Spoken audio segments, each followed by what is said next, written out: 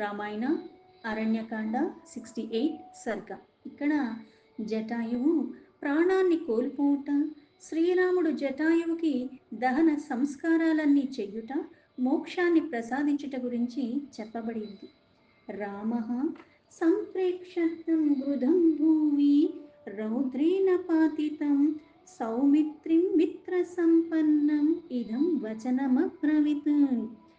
రెక్కలు తెగిపోయి అంతలాగా రక్తపు మడుగులో పడిపోయి ఉన్న జటాయువుని కౌగులించుకుంటూ ఉండి ఇలా క్రూరంగా రావణాసుడి చేతిలో ఇంతలాగా పడిపోయి ఉన్న ఆ జటాయువుని చూస్తూ శ్రీరాముడు తనతో అత్యంత సేవాభావంతో ఉన్న లక్ష్మణుడితో ఇలా మాట్లాడుతున్నాడు. మమాయం నూనమర్థేషు యతమానో విహంగమః రాక్షసేనా హతః సంఖ్యే ప్రాణాన్ త్యక్షతి దుస్యజాన్. ఓ లక్ష్మణ, కేవలము నాకు సహాయం చెయ్యాలన్న ప్రయత్నంలో ఈ జటాయువు యుద్ధం చేసి రావణాడు చేతుల్లో ఇట్లా తీవ్రంగా దెబ్బలు తిని పడిపోయి ఉన్నాడు. ఇతడు తన విలువైన ప్రాణాల్ని కోల్పోతున్నాడు. అది కూడా నాకు సహాయం చెయ్యాలన్న క్రతువు కారణంగా.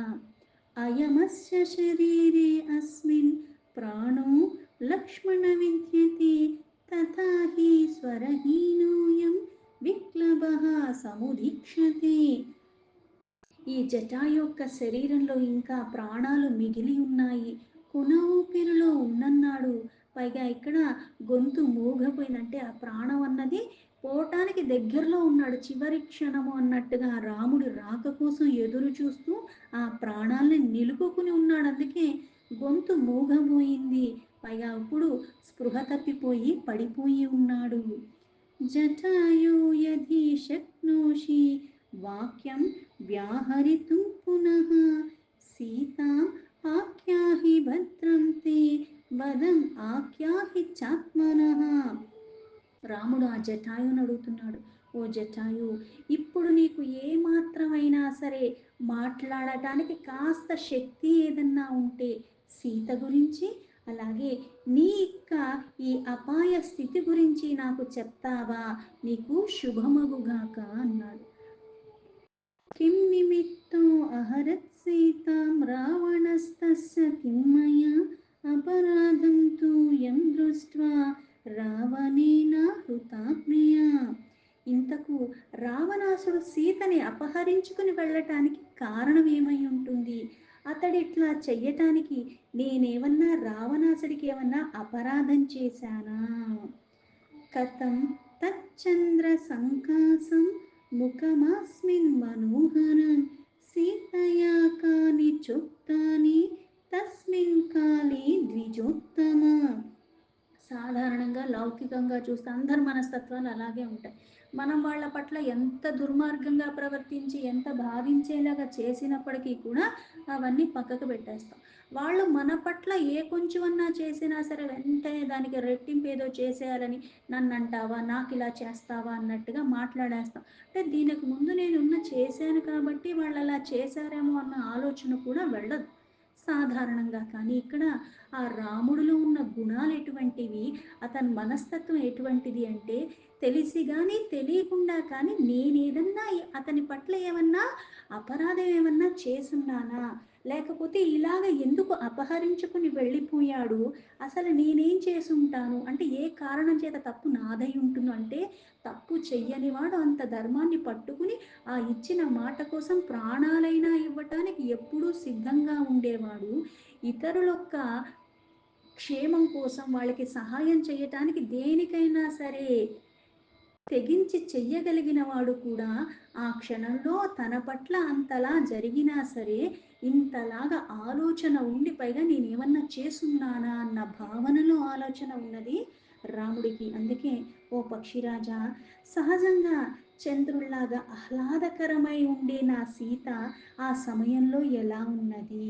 ఇప్పుడు ఎవరన్నా మనల్ని మనం ఎంత సంతోషంగా ఉన్నా సరే వాళ్ళు బాధించేలాగా ఒక మాట మాట్లాడితేనే మనం చిన్నబుచ్చుకుని ఉంటాం. అలాంటిది తనకి ఇష్టం లేకుండా తన భర్త లేని సమయంలో చూసుకుని అంత క్రూరాతి క్రూరంగా తన్ని బలవంతంగా తీసుకెళ్ళిపోతూ ఉంటే ఆహ్లాదకరంగా ఎలా ఉంటుంది? ఉండలేదు. చాలా పరాధీనంగా ఉంటుంది. పరితపించిపోతుంటే అటు రాముడు గాని, లక్ష్మణుడు గాని ఎవ్వరూ లేరే. పైగా తను పిలుస్తున్నా సరే వినే స్థితిలో అంత దగ్గరలో వాళ్ళేం లేరు. పైగా వాళ్ళు దగ్గరలో ఉండి కూడా ఈయన్నేమి చెయ్యలేము, మనం ఎలా అనుకుంటాము అన్నట్టుగా వదిలేసే పరిస్థితి కాదే. కానీ తన్ని తీసుకెళ్ళిపోతున్నాడని రాముడికి తెలియజేసేలాగా ఏదీ లేదు. అందుకని సీత అక్కడ భయంతో ఉణికిపోతుంది, బాధతో కృంగిపోతుంది. ఇన్నలాగా జరుగుతున్న అంతర్మదనంలో ఉంది. అందుకే అంటే ఒకళ్ళ పట్ల మనకి నిజంగా ఏదన్నా ప్రేమ ఉంది అంటే ఎలా ఉంటుంది అంటే, వాళ్ళ పక్కనే 24 గంటలు నేను ఉండక్కర్లా. కానీ వాళ్ళకి బాధొచ్చినప్పుడు వాళ్ళ బాధను అర్థం చేసుకుని, పైగా దానికి నేను చెయ్యగలిగింది ఏంటి అన్న ఆ విధంగా ఆలోచనలు ఉంటాయి. పక్కనే ఉంటారు గానీ, ఒక గ్లాస్ మంచినీళ్ళు ఇవ్వరు. అలా చూస్తూ ఉంటారు దేభ్యం మొహంలాగా.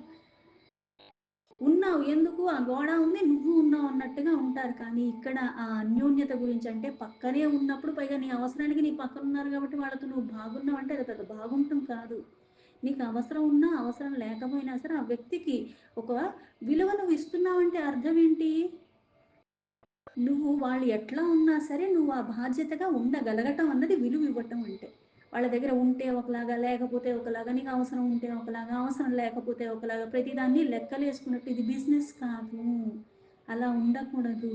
మన సహజమైన లక్షణాలు ఏవైతే ఉంటుందో ప్రకృతికి అనుసంధానమై అంటే ఒక జీవి పట్ల మనం ఎప్పుడూ కూడా ఆప్యాయతతో ఉండాలి. ఇక్కడ అందుకే నా సీత ఎలా ఉండుంటుంది?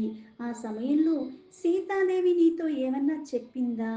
అంటే ఇప్పుడు తన కోసమే ప్రాణాల్ని అంతలాగా పెట్టి అక్కడ రావణాసుడితో యుద్ధం చేస్తున్నాడు. అందుకని నీకేమన్నా సీత చెప్పిందా అని అడిగాడు. కథం వీర్యః కథం రూపః కిం కర్మ స చ రాక్షసః క్వాచాస్య భవనం తాత బ్రూహి మే పరిపృచ్ఛతః. అలాగే నాయన జటాయు అతని రావణాసుడు రూపం అలా ఉంటుంది. పైగా అతని బల పరాక్రమాలు ఎలువంటివి. అప్పుడు అతడు ఏం చేస్తున్నాడు? అతని అసలు ఎక్కడ నివాసం ఉంటాడు? అసలు ఎక్కడి నుంచి వచ్చాడు? మళ్ళీ ఎక్కడికి తీసుకెళ్ళాడు? అందుకే ఆతృతతో అడుగుతూ ఇవన్నీ నాకు చెప్పవా అని రాముని అడిగాడు. అంటే యుద్ధం చేయటం రావటం ఒకటి, ఆ విద్యలు నేర్చుకుని ఉండటం, దాన్ని వినియోగించటం ఒక ఎత్తైతే ఎవరితో తలపడుతున్నావో వాళ్ళ యొక్క బలాల గురించి, బలహీనతల గురించి సరిగ్గా తెలుసునికి వెళితే మనకి ఏమవుతుంది అంటే సులభతరం అయిపోతుంది. ఏమీ తెలియకుండా ఉత్తిని ఆవేశపడిపోయి ఎవరితో పడితే వాడితో తలబడిపోతాను అంటే అది మళ్ళీ మనకి పెద్ద ఉపయోగం కానీ లాభం కానీ ఉండదు. అందుకే తెలుసుకుని వెళ్ళాలి, తెలుసుకుని అవగాహనతో చెయ్యటం. అందుకే ఒక ప్రణాళిక అంటారు. అడదిడ్డంగా వ్యవహరిస్తే మనకి నిత్యం చేసుకునే క్రతువులు కూడా సరిగ్గా చెయ్యలేవు.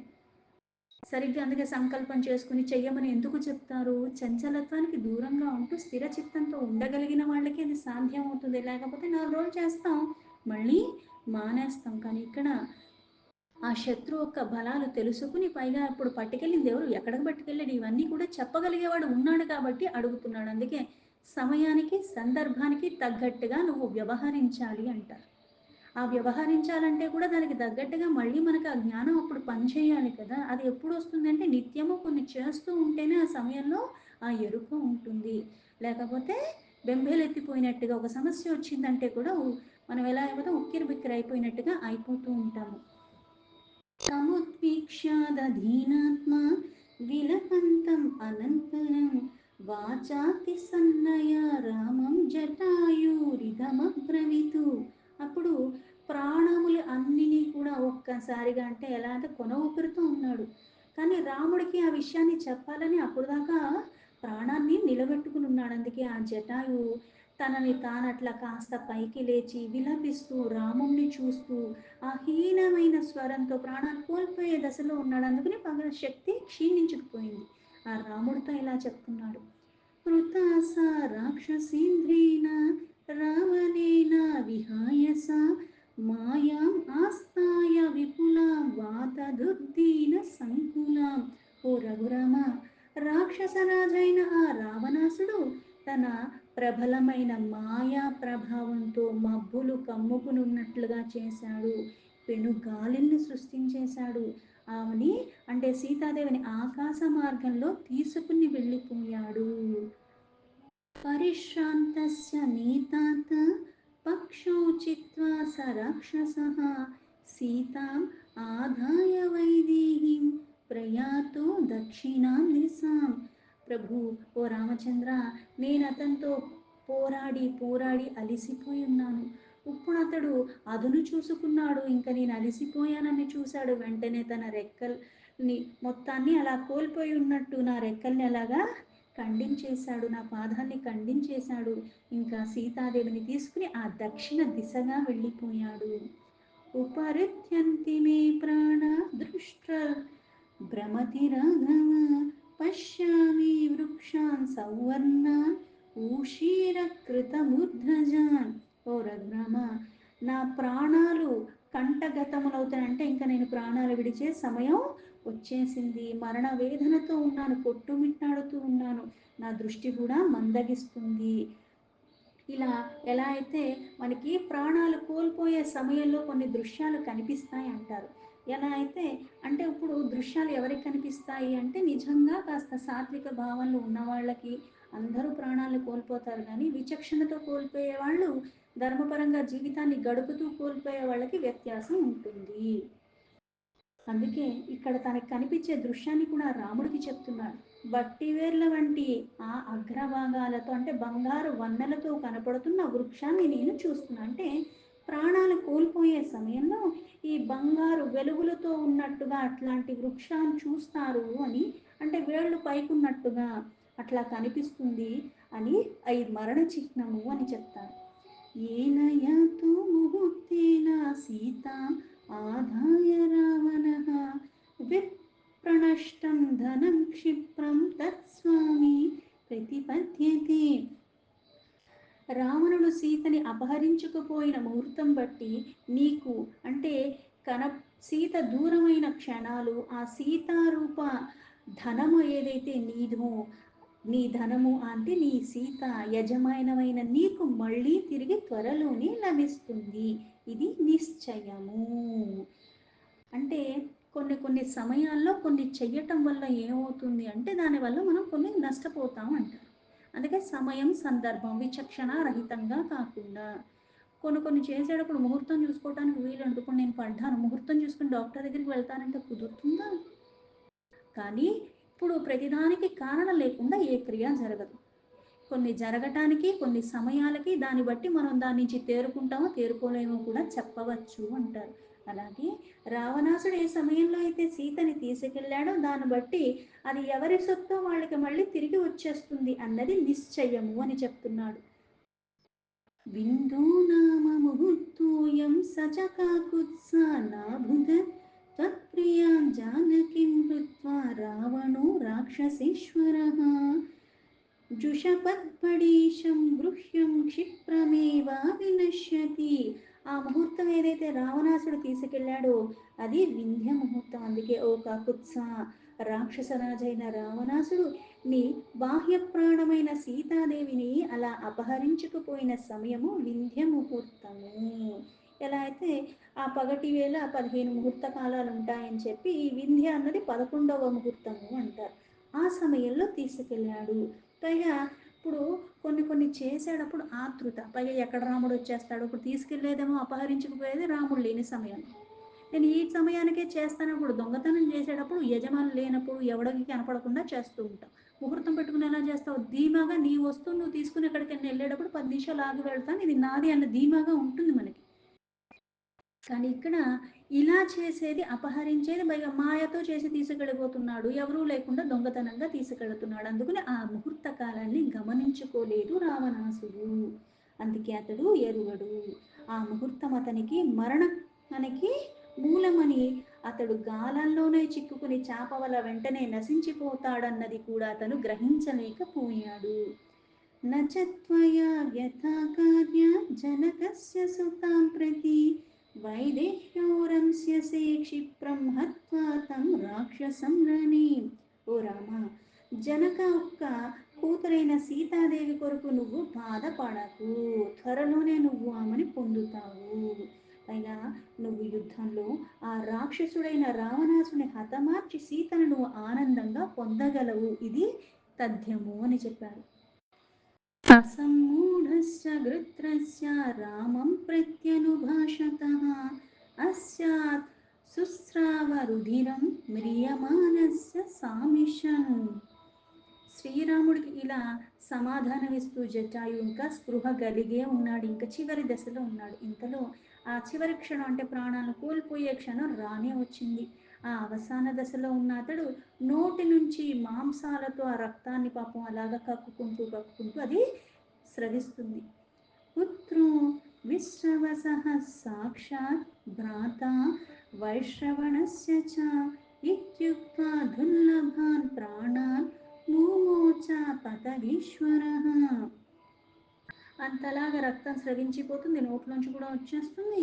ఈ స్థితిలో పక్షిరాజైన జటాయు రావణాసుడు విశ్రవసుడు యొక్క కొడుకని, కుబేరుడికి సోదరుడు అవుతాడని ఇలా చెప్తూ చెప్తూ తిరిగి రాని లోకాలకి తన ప్రాణాల్ని వదిలేశాడు, కోల్పోయాడు.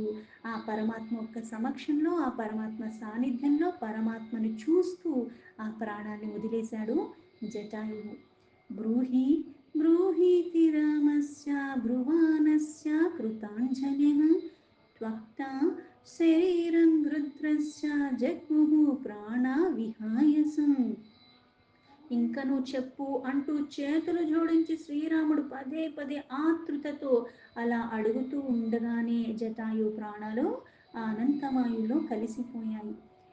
సనిక్షిప్య శిరోభూమౌ ప్రసార్య చరణౌ తదా విక్షిప్య చ శరీరం స్వం పపాత ధరణీతలే. అంతటా అతని శిరస్సు అంటే జటాయువు ప్రాణాలు కోల్పోయాడు. కదా తలకాయ అన్నది ఏదైతే పైకి ఓపిక చేసుకుని లేచి చెప్తున్నాడో ఇప్పుడు పడిపోయాడు, నేలకు వాలిపోయాడు. అక్కడ కాళ్ళు అన్నీ కూడా అక్కడ శరీరం శిథిలమైపోయి ఉన్నాయి, శరీరం అంతటా కూడా అలా భూమి మీద పడిపోయి చలనం లేని స్థితిలో ఉన్నాడు. ఇప్పుడు కొన్ని కొన్ని ఎలా ఉంటాయి అంటే ఎంత కాదనుకున్నా సరే, ఎంత ఆతృతలో ఉన్నప్పటికీ కూడా ప్రాణం ఉన్నంత వరకు, అది పోయిన తర్వాత ఎలా అయితే అదే శరీరం, అదే ఇంద్రియాలు, అదే మనసు అన్నీ ఉన్నాయి కానీ ఏవి ఇంకా పని చెయ్యవు. అది కోల్పోయే వరకే నీ జీవితం. పైగా ఎలా కోల్పోతున్నావు? కోల్పోవటం అన్నది నేను ఎంత ధర్మంగా ఉన్నా అధర్మంగా ఉన్నా ఎప్పుడైనా వెళ్ళిపోవాల్సింది. ఆ సమయం వచ్చినప్పుడు నేను ధర్మంగా ఉన్నాను కాబట్టి ఇంకో 2 నిమిషాలు ఇవ్వమంటే అక్కడ ఇవ్వటానికి కుదరదు. నేను చేసింది నేను అనుభవిస్తాను మరణానంతరం కూడా. పైగా మరణం కూడా ఎలా ఉంటుందన్నది కూడా మళ్ళీ నా కర్మల మీదే ఆధారపడి ఉంటుంది. ఇక్కడ జటాయు ప్రాణాలు కోల్పోయాడు. రాముడు ఇంకా ఏమన్నా అంటే ఇప్పుడున్న టెక్నాలజీలో మనకి లొకేషన్ పెడితే ఎక్కడికన్నా మనం వెళ్ళిపోవచ్చు, ఆ ఫెసిలిటీ ఉంది, ఆ టెక్నాలజీ ఉంది. చదువు వచ్చినా రాకపోయినా ఇవన్నీ అందరికీ వచ్చేసి అందరూ దానికి అలవాటు పడిపోయాం. ఇలాంటి సమయంలో కూడా కొన్ని కొన్ని మనకి ఎంత అందుబాటులో ఉన్నా సరే ఎంత బద్ధకంగా ఉంటాము అంటే అంటే కొన్ని వాటికి మక్కువ చూపించాము, కొన్ని వాటి మీద అమితంగా ఉంటుంది, పనికిరాని వాటి మీద. ఇంత టెక్నాలజీ ఉంది, ఇంత లొకేషన్ ఇచ్చి అన్నీ చేసినా సరే ఆ బద్ధకం ఎలా ఉంటుంది అంటే ఇప్పుడు రైట్ చూపిస్తుంది, లెఫ్ట్ చూపిస్తుంది, ఇటు నుంచి వెళ్తే 10 నిమిషాలు ఎక్కువ అని చూపిస్తుంది, ఇటు నుంచి వెళ్తే మళ్ళీ 10 నిమిషాలు తక్కువ అని చూపిస్తూ ఉంటుంది. మళ్ళీ ఇవి లెక్కలేసుకుని నేను ఎప్పుడు బయలుదేరితే ఇంత సమయంలో వెళ్ళిపోతానని చూసుకుని మళ్ళీ దానికి కూడా కాస్త ఆలస్యంగా బయలుదేరుతూ ఉంటాం. మళ్ళీ ట్రాఫిక్లో ఇరుక్కుంటాం అని మనకు కూడా తెలుసు. ఇప్పుడు ఎంత మనకి అంత టెక్నాలజీ ఉన్నా సరే ఇక్కడి నుంచి అక్కడికి వెళ్తానికి ఇంత సమయం చూపిస్తున్నది. అప్పుడు రోడ్డు మీద ఇన్నే ఉంటాయి వెహికల్స్ అని ఎవడన్నా చెప్పగలడా? చెప్పలేం. పోనీ వెళ్ళే దారిలో నా కారుకి కానీ లేకపోతే నేను వెళ్ళేది ఏ వాహనం అయినా అది ఆగదని కూడా ఎవరైనా గ్యారంటీ ఇస్తారా? ఇవ్వలేరు.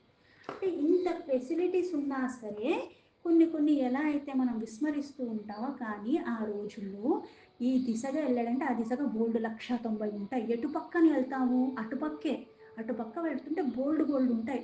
పలానా వాడు కొడుకు ఇలా అంటే అక్కడ అడగటానికి ఇంకొకడు ఎవడున్నాడు, ఎవడు చెప్తాడు? అంటే ఇంత ఏది స్వల్పంగా అంతకు మించిన ఏది తెలుసుకోవటానికి వీలు లేకుండా ప్రాణాలను ఎదురుగా కోల్పోయాడు. తనకి తెలిసింది అంతే, సీతను పలానా వాడు ఎత్తుకెళ్ళాడని, పలానా వాడికి తమ్ముడో పలానా వాడికి కొడుకు, ఇంతే తెలుసు.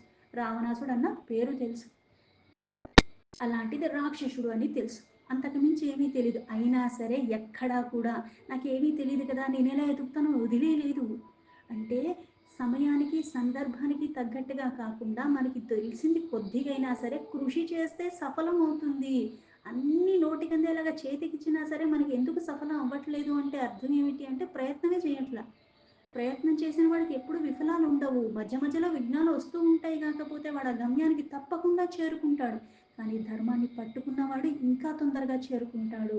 కానీ అధర్మానికి ఎంత తొందరగా అయిపోవాలి, ఇన్స్టెంట్ వచ్చేయాలి, ఇట్లా ముట్టుకుంటే అన్నీ మనకి రాలిపోవాలి, వచ్చేయాలని చూస్తాం తప్పితే దానితో పాటు ఎంత ప్రవాహంలో వస్తుందో అంతే ప్రవాహంలా వెళ్ళిపోతుంది అన్నది కూడా అర్థం చేసుకోవాలి.